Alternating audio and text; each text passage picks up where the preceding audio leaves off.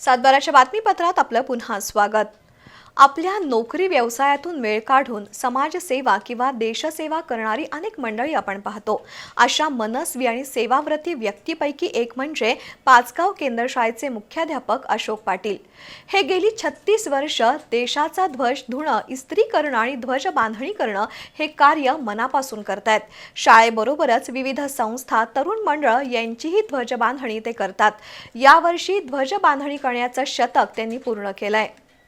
करवीर तालुक्यातील पाचगाव केंद्र शाळेचे मुख्याध्यापक अशोक पाटील हे शाळेचा ध्वज धुणं, इस्त्री करणं आणि ध्वजाची बांधणी करणं अशी कामं करतात।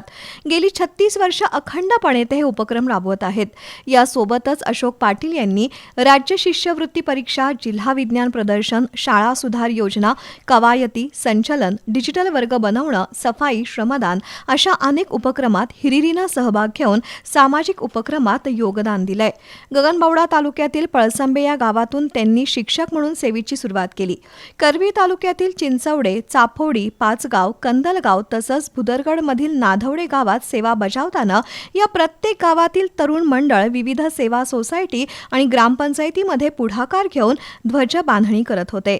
सध्या ते पाचगावमध्ये मुख्याध्यापक म्हणून सेवा बजावत असून यावर्षी ते 105वा ध्वज बांधून ध्वज बांधणीचं शतक पूर्ण करतायत।